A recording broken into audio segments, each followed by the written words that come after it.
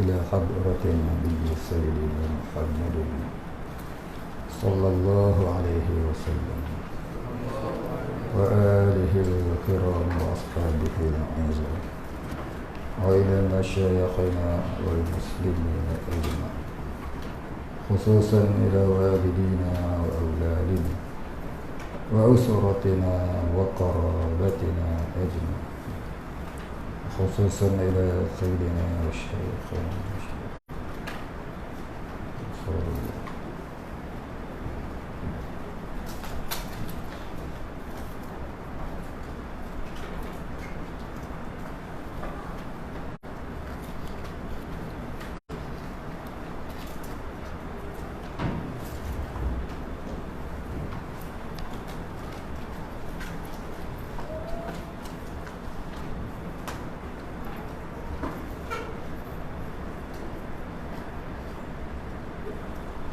ووصولهم وفروعهم ومن ينتسب إليهم أجمعين. شيء لله لهم الفاتحة. أعوذ بالله من الشيطان الرجيم. بسم الله الرحمن الرحيم. الحمد لله رب العالمين الرحمن الرحيم مالك يوم الدين إياك نعبد وإياك نستعين اهدنا الصراط المستقيم صراط الذين أنعمت عليهم غير المغضوب عليهم ولا الضالين.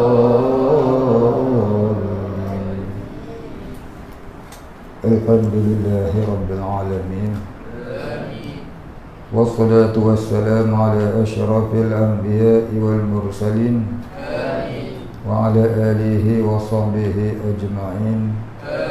رب اشرح لي صدري ويسر لي أمري واحلل عقدة من لساني يفقه قولي.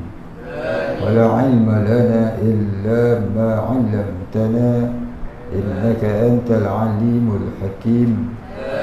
رضينا بالله ربا وبالإسلام دينا وبمحمد نبيا ورسولا. اللهم اجعلنا من التوابين واجعلنا من المستغفرين واجعلنا من المتطهرين واجعلنا من الموحدين واجعلنا من المهتدين واجعلنا من المخلصين له الدين واجعلنا من العارفين واجعلنا من عبادك الصالحين واجعلنا من المتقين. اللهم أحينا بحياة العلماء وأمتنا بموت الشهداء آمين يا رب العالمين. Kita sambung kitab Aqidatul Mu'minin, muka surat 97.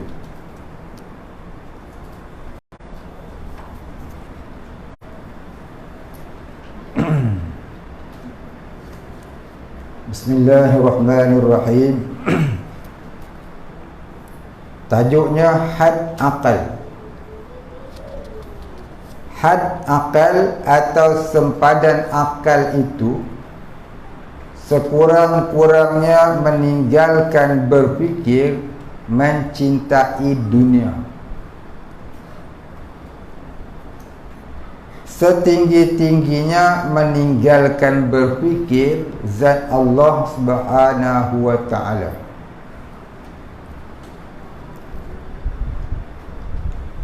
Kata dia had akal atau sempadan akal itu sekurang-kurangnya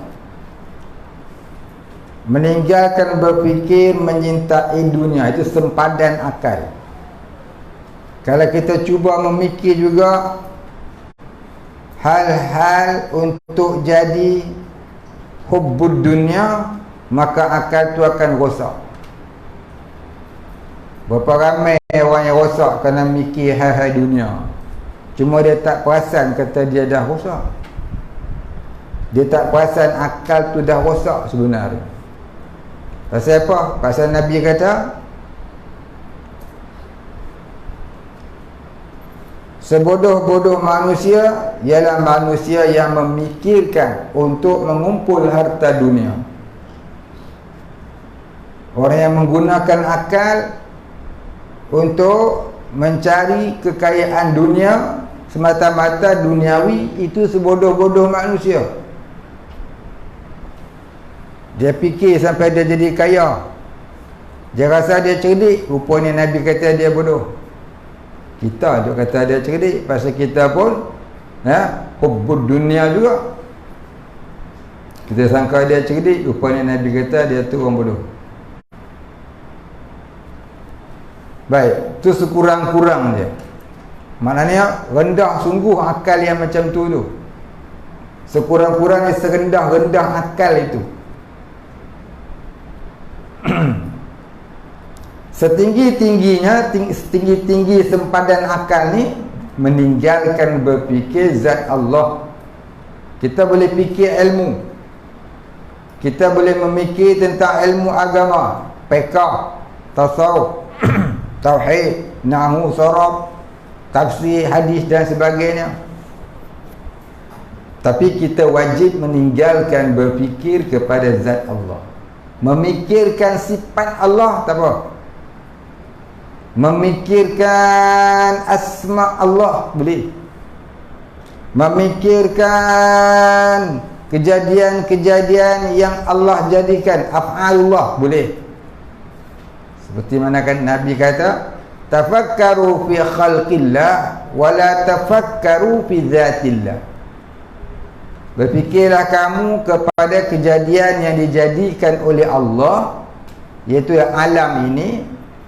Jangan kamu fikir tentang zat Allah. Siapa fikir zat Allah, fahuwa majnun, dia tu gila. Baik, habis. Jadi akal ni ada 4 martabat.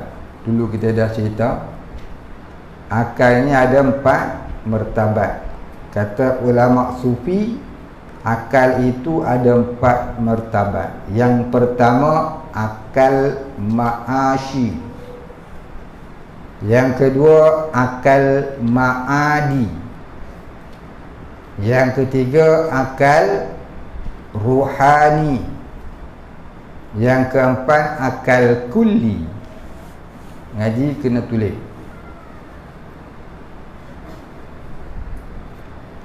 Akal ma'ashi iaitu akal orang awam.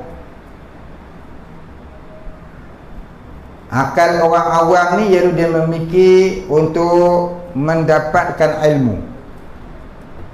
Macam mana nak cari ilmu biar dapat, biar faham, biar boleh, biar senang ingat.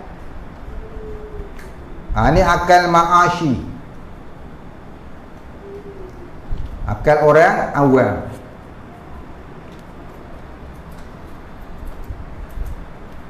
Akal orang awam bukan fikir dunia. Tak. Yang fikir dunia nak jadi kaya itu akal hayawani. Itu akal hayawani, bukan akal ma'ashi, akal kelkatu. Akal hayawani ni ada 3. Tu kata ulama sufi, dia kata ada 3. Yang pertama akal kelkatu. Yang kedua akal lembu.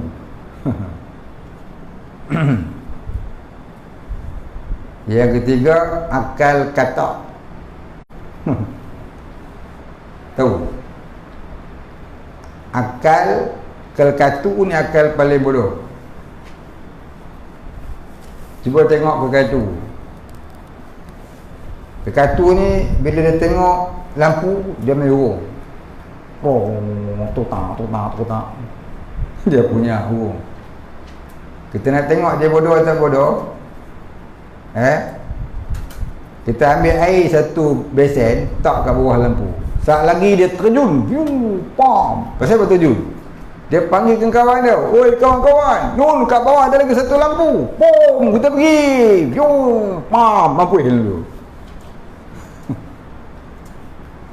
Itulah perumpamaan orang yang apa? Yang gelojoh cari dunia. Akal kelekatu.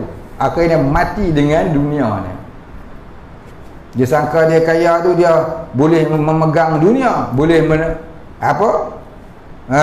merintah dunia.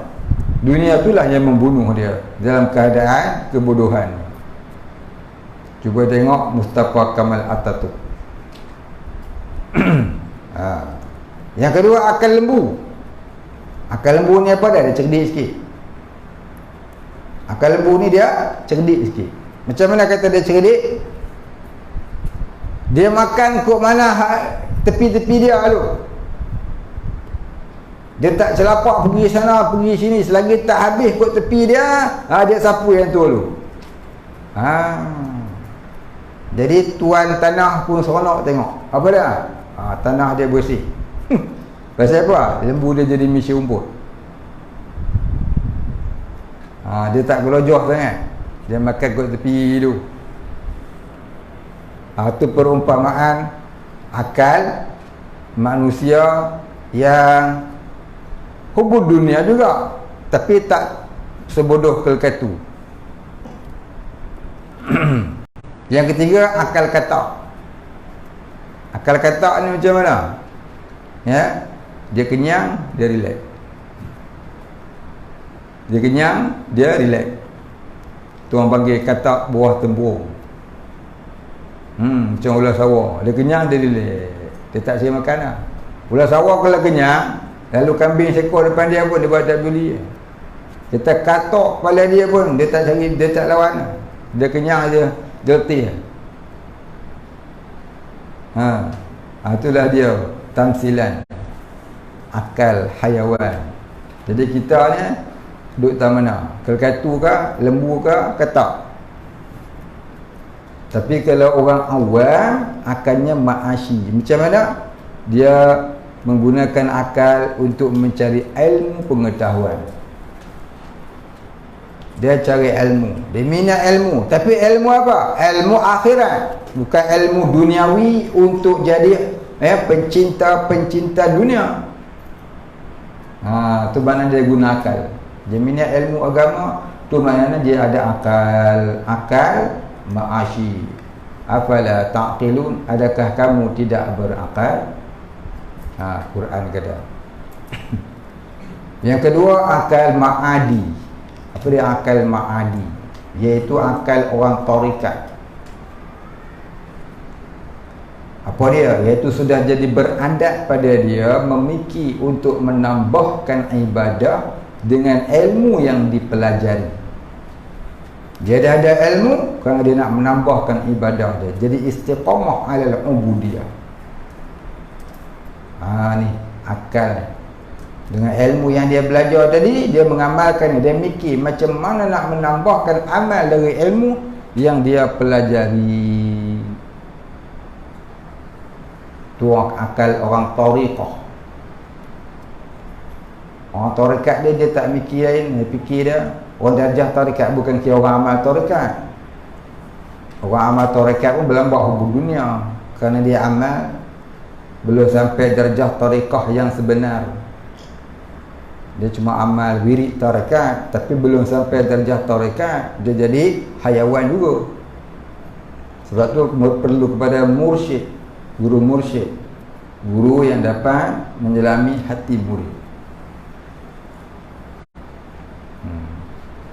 Yang ketiga, akal rohani, iaitu akal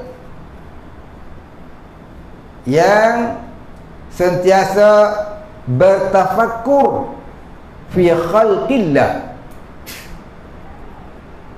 Orang yang sentiasa menggunakan akal untuk bertafakkur fi khalqillah, hingga jadilah ia orang yang bermuraqabah dengan Allah sentiasa.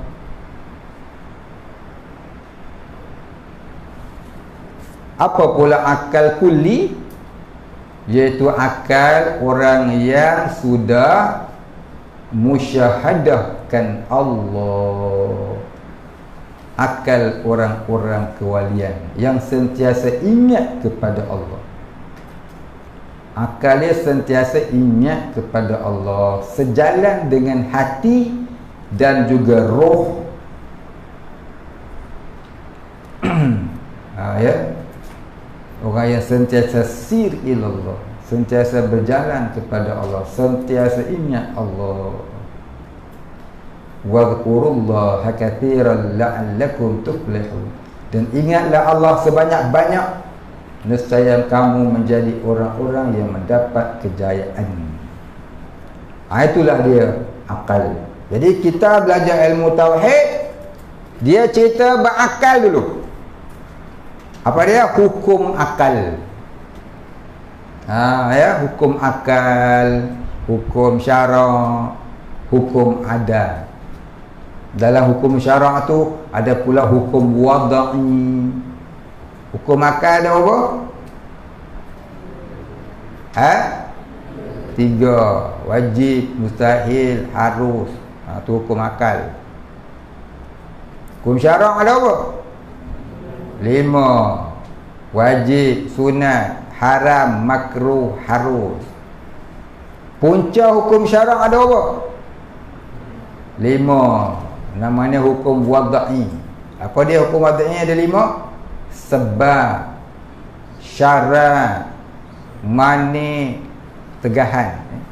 Mani, tegahan. Dan batal.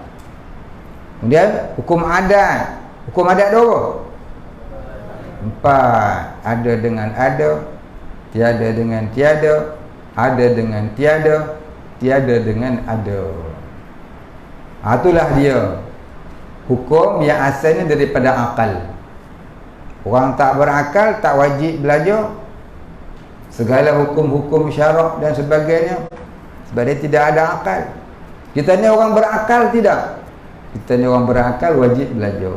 Itulah asal hikmah Allah jadikan akal untuk mengenal Allah, ya, untuk mencari ma'rifatullah, berfikir kepada alam untuk menjadi orang yang arif billah, bukan orang yang kaya raya. Baik. Kalau dah jadi kaya, ya, bawalah kaya itu kepada ma'rifatullah. Macam Abdul Rahman bin Auf, ya, macam Zulkarnain, macam Nabi Sulaiman, Nabi Dawud, macam Syekh Abdul Qadir Jailani, macam Hasan Al-Basri, siapa lagi? Junaid Al-Baghdadi. Cuma contoh-contoh orang kaya dalam Islam yang menjadikan harta kekayaannya jalan untuk menuju ma'rifatullah. Tapi lebih banyak orang-orang Allah itu mereka duduk dalam kemiskinan. Kerana apa? Mereka lebih suka miskin daripada kaya. Bukan mereka tak mahu, tak boleh jadi kaya, tapi mereka tidak mahu jadi kaya. Kaya itu menyusahkan hati untuk bermusyahadah kepada Allah. Itu. Baik, habis. Hakikat tauhid. Hakikat tauhid itu fana diri dalam memandang wujud Allah. Bagi kepahaman darjah awam, ia bermakna tidak memandang kebesaran makhluk kerana hatinya dipenuhi perasaan kebesaran Allah.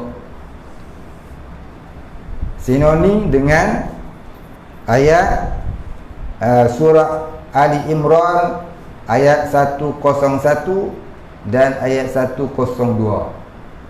Ya. Siapa dah hafal? Saya cerita lama dah. Siapa yang hafal? Surah Ali Imran ayat 101, 102. Yang Allah Ta'ala sebut ulul albab, bukan Ahmad Albab. Ahmad Albab kau hafal. Ulul albab tahu Ustaz. Baik. Allah Ta'ala terangkan orang yang sentiasa ingat Allah Ta'ala dalam duduk, dalam berdiri, dalam berjalan, bahkan dalam tidur sekalipun. Ya. Mereka yang tak pernah lupa kepada Allah Subhanahu wa ta'ala, walaupun dalam tidur pun tak lupa dengan Allah. Orang macam ni bila makhluk melihat kepada mereka gerun. Bukan dia pakai menderam apa dah. Dia takut kepada Allah, makhluk tengok dia gerun.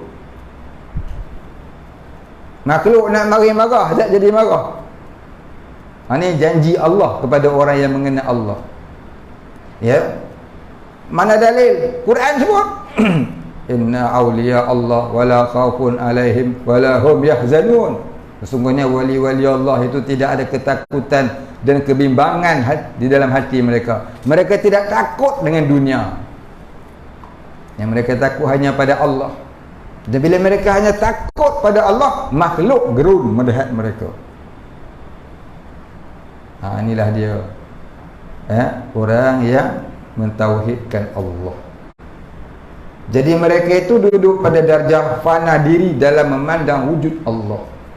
Dan mereka memandang wujud Allah ibaratnya nurun ala nurin. Nak faham nurun ala nurin ni bagaimana? Kalau kita mengaji sains, matahari ni dia mengeluarkan cahaya, sentiasa mengeluarkan cahaya. Bila sampai waktu malam, cahayanya terbias kepada bulan, maka bulan kita nampak bercahaya. Sebenarnya itu bukan cahaya bulan. Cahaya apa itu? Cahaya matahari. Terbias matahari kepada bulan.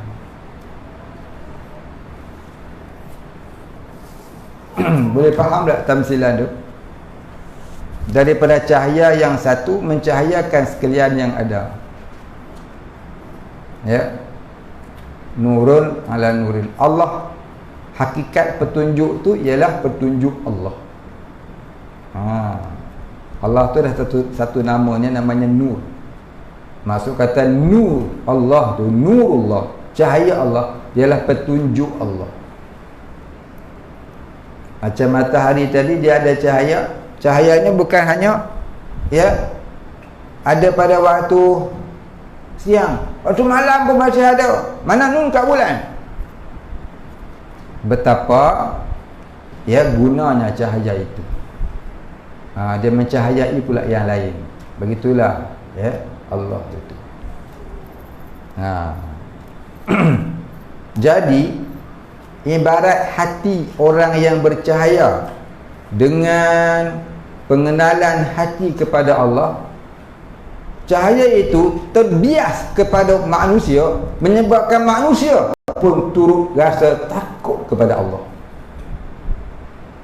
Cakap dia laku, dia takut pada Allah. Allah dengar cakapnya, dia takut kepada Allah. Orang dengar cakapnya pun turut takut kepada Allah. Ibarat cahaya matahari tadi tetap terbias ke bulan, bulan pula bercahaya. Itulah umpama hati orang-orang yang mengenal Allah, orang yang dapat hakikat tauhid, orang yang mendapat sebenar-benar tauhid. Begitulah hatinya. Tapi semua itu dengan izin Allah Subhanahu wa ta'ala. Bukan mesti jadi begitu. Kalau mesti jadi begitu, tak adalah pula orang kafir zaman Nabi. Kenapa Abu Talib tetap kafir sampai mati dia kafir? Kenapa Abu Jahal kafir sampai mati dia kafir? Abu Lahab kafir sampai mati dia kafir? Abdullah bin Ubay munafik sampai mati dia munafik? Kerana hakikat yang memberi cahaya bukan Nabi. Hakikat yang memberi cahaya ialah Allah. Maka Nabi itu asbab. Asbab tidak boleh memberi bekas.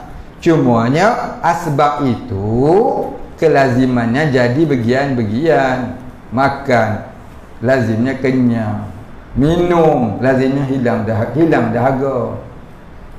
Begitulah hidayah tadi. Hidayah bukan milik kita. Nabi kata, innama ana qasim wallahu yu'ti Sesungguhnya aku hanya memberitahu. Allah jualah yang memberi hidayah. Kita tak boleh bagi hidayah kat siapa-siapa. Macam mana Nabi, dia pujuk Abu Talib masuk Islam. Apa kata Abu Talib? Dia kata, ya Muhammad, aku bukan tak nak masuk Islam, aku bukan tak nak ikut kau, aku tahu kamu betul. Tapi kalau aku masuk Islam, bagaimana dengan orang-orang Arab? Dia sayang nak tinggal kearaban dia tu. Dia sayang nak tinggal kebangsaan dia tu. Sampai dia tolak agama. Akhirnya dia mati kafir. Wal-iyazubillah. Lepas tu kita tak boleh berjuang atas dasar bangsa, kena berjuang atas dasar agama. Bila kita berjuang atas dasar agama, Allah tolong.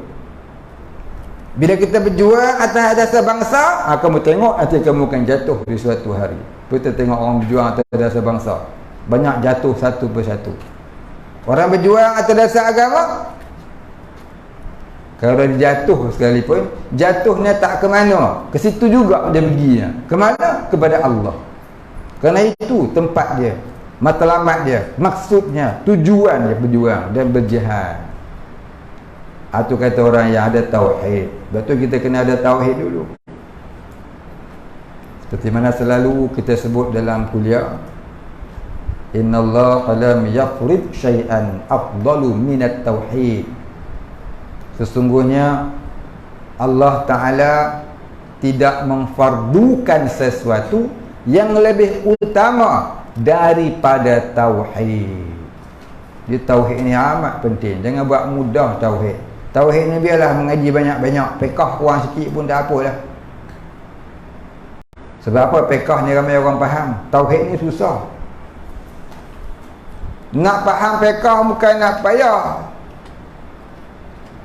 Ya, contohnya macam mana? Contohnya, kita tanya satu orang guru. Dia kata, cikgu, kentut batal solat tak? Batal. Faham tak? Faham je lah. Besok kata kentut, berhenti je lah. Pergi ambil wuduk semula. Kenapa ya? Cikgu, kentut batal puasa tak? Tak batal. Esok kalau kentut, teruslah puasa. Tak payah nak buka-buka ke apa, nak qada-qada gitu.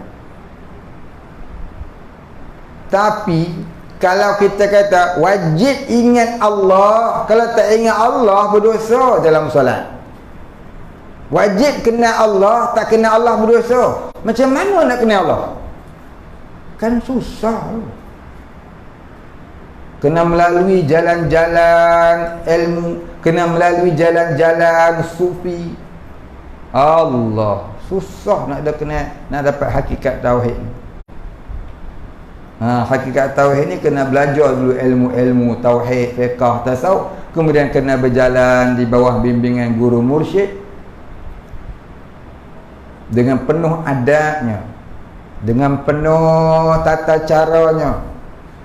Ya, mudah-mudahan Allah Ta'ala buka pintu-pintu ma'rifah. Baik, sebab itu orang dulu mereka mengamalkan tarekat sufi. Ada tarekat Ahmadiyah, ada tarekat Naqsyabandiyah, ada tarekat Syazaliyah, ada tarekat Samaniyah. Tarekat-tarekat yang muktabar ni ada lebih 70 tarekat dalam dunia. Ya, tarekat-tarekat yang muktabar ni ada lebih 70. Semua tarekat itu berlainan wirid-wiridnya, tapi satu matlamatnya, iaitu untuk mengenal Allah. Baik, habis. Kemudian seterusnya, tajuk dia hakikat tasawuf. Apa dia hakikat tasawuf? Hakikat tasawuf itu, tasawuf bunyinya tasawufun. Ta bagi atas, sad bagi atas. Waw tu syaddah dhammah. Sabdu baris depan. Tasawuf. Tasawufun. Kita Melayu ni senang sebut tasawuf. Tasawuf bukan tasawuf, tasawuf. Hakikat tasawuf itu, ini sebenar-benar tasawuf itu.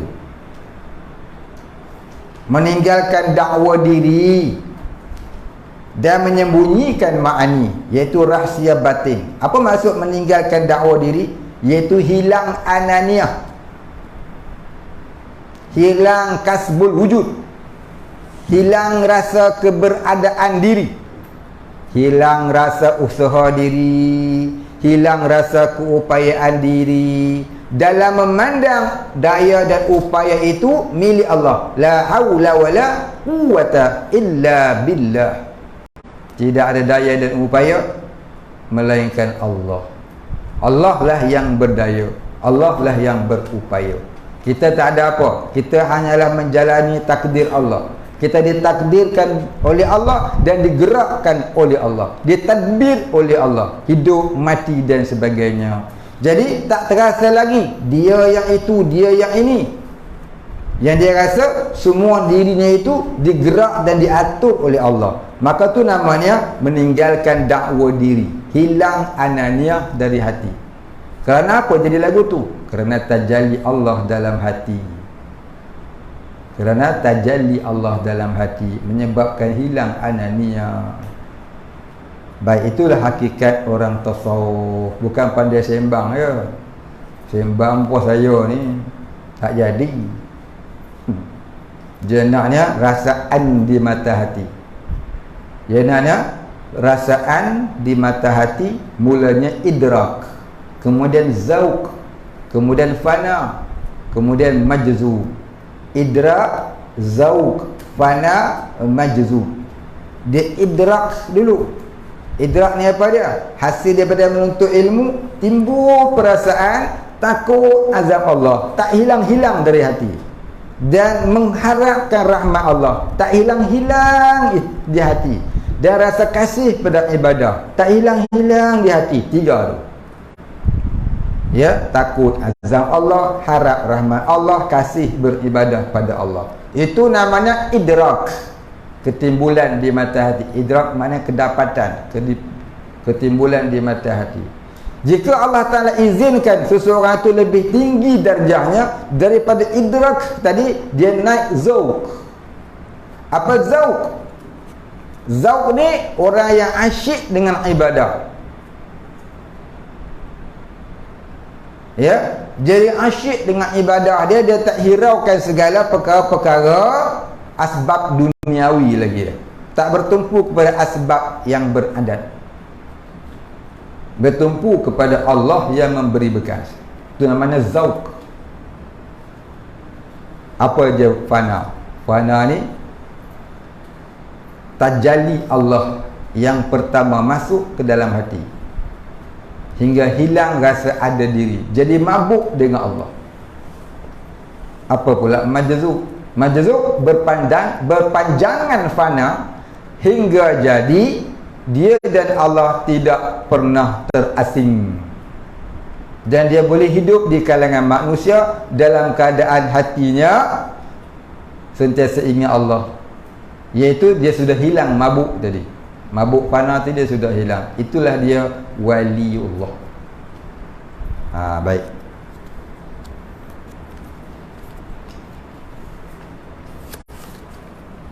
Kita berhenti sekat dulu, insya-Allah kita sambung. Kemudian katanya hakikat fakir ila akhirih, wallahu a'lam. Wala ilma lana illa ma 'allamtana innaka antal alimul hakim. Wallahu a'lam. Al-Fatihah.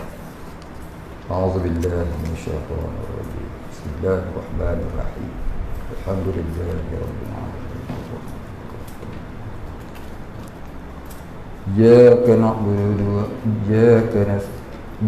na'budu wa iyyaka nasta'in. Ihdinas siratal mustaqim. Siratal ladzina an'amta 'alaihim ghairil maghdubi 'alaihim waladdallin. Bismillahirrahmanirrahim. Alhamdulillahi rabbil alamin. Wassalatu wassalamu ala asyrafil anbiya'i wal mursalin wa ala alihi wa sahbihi ajma'in. Allahumma ighfir lana dhunubana warhamna wa antal ghafurur rahim. اللهم اغفر لنا ذنوبنا ولوالدينا وارحمهم كما ربيانا صغارا ولمشايخنا وللمسلمين والمسلمات والمؤمنين والمؤمنات الأحياء منهم والأموات إنك سميع مجيب الدعوات يا قاضي الحاجات. اللهم نور قلوبنا بنور معرفتك كما فتحته على أنبيائك وأوليائك وعبادك الصالحين. صلى الله على سيدنا محمد وعلى آله وصحبه أجمعين. سبحان ربك رب العزة عما يصفون، سلام على المرسلين، والحمد لله رب العالمين. قبل الله منا.